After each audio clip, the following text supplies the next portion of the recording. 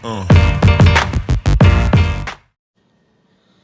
this lecture, I am going to discussion about the necrosis.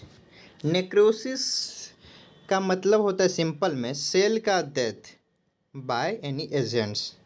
Okay, जो cell है उसका death होगा. Death cell से जो है ना आपको हाइड्रोलाइटिक एंजाइम्स निकलता है, लिबरेट हुआ hydrolytic enzyme.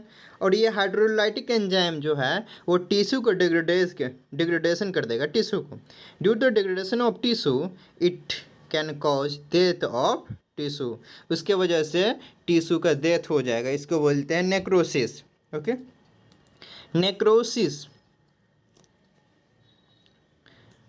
necrosis, a localized area of death of tissue followed later by degradation of tissue by hydrolytic enzyme liberated from death cell. Okay, now what is the agent of cause of necrosis? Hypoxia, physical agent, chemical agent, and microbial agent, and immunological injury.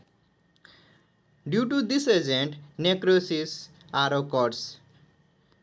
Mainly five types of necrosis are coagulative necrosis, liquefaction necrosis, caseous necrosis, and fat necrosis, and fibroid necrosis. Okay, one more necrosis are ganglions necrosis. अब हम लोग पांचों type को एक bye एक पढ़ेंगे. पहले हम coagulative necrosis. Coagulative necrosis the most common type of necrosis. Ischaemia पहले जो होगा इस्केमिया होगा. ठीक है, बॉडी का कोई भी पार्ट में इस्केमिया होगा एक्सेप्ट ब्रेन में जो इस्केमिया होगा उससे लिक्विफेक्टिव नेक्रोसिस होगा.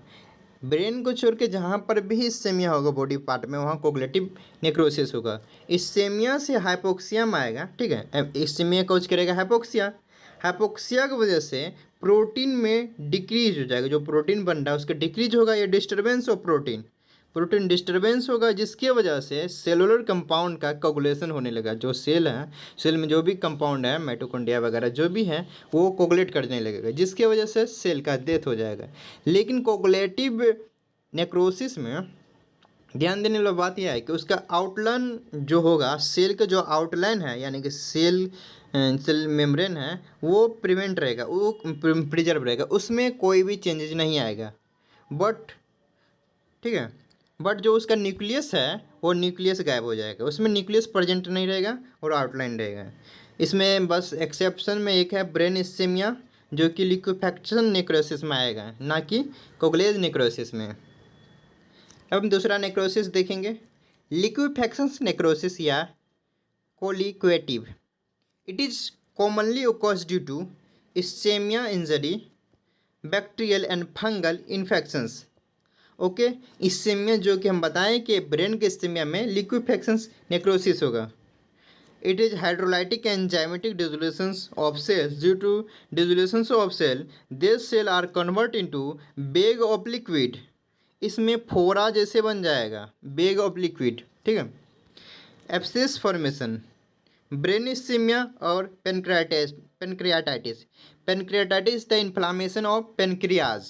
ओके, एब्सेस फॉर्मेशन जो है फोड़ा का बोलते हैं. फोड़ा जब होता है उसको एब्सेस फॉर्मेशन बोलते हैं. इसमें लिक्विड रहेगा भरा हुआ. No caseous necrosis. Caseous means cheese like appearance. It combine feature of coagulative and liquefactive necrosis.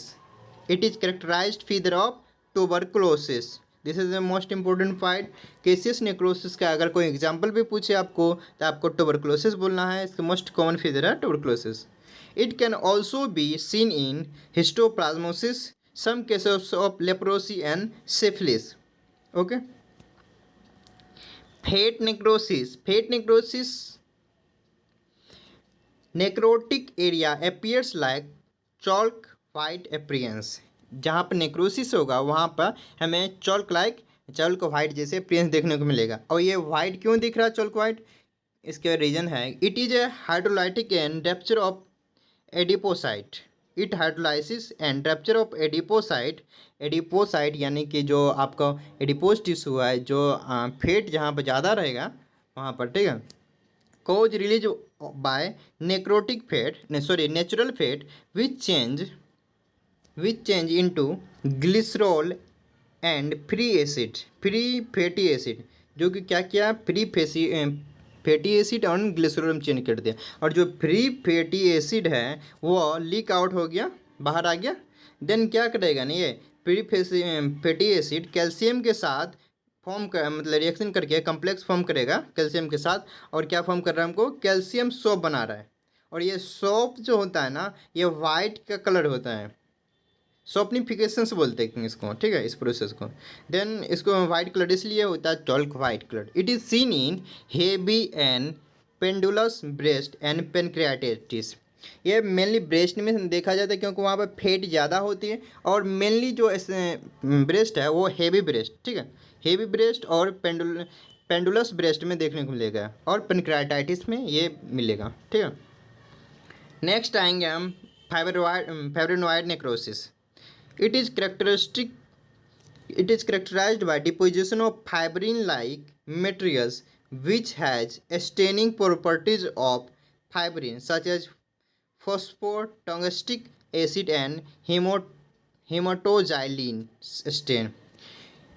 इसमें क्या होता है, डिपोजिशन ऑफ फाइब्रिन का डिपोजिशन होता है, ठीक है, फाइब्रिन लाइक मटेरियल का डिपोजिशन होता है। सीन देखने को मिलेगा, कहाँ मिलेगा, ये पान यानी कि पॉलीआर्थराइटिस नोडोसा में, arterioles in the hypertension and peptic ulcer में आपको फाइब्रोइड नेक्रोसिस देखने को मिलेगा। जो लास्ट में बताए थे हम कि एक एक्स्ट्रा होता है gangrenous necrosis. It is necrosis of tissue with super added प्यूट्रिफिकेशंस।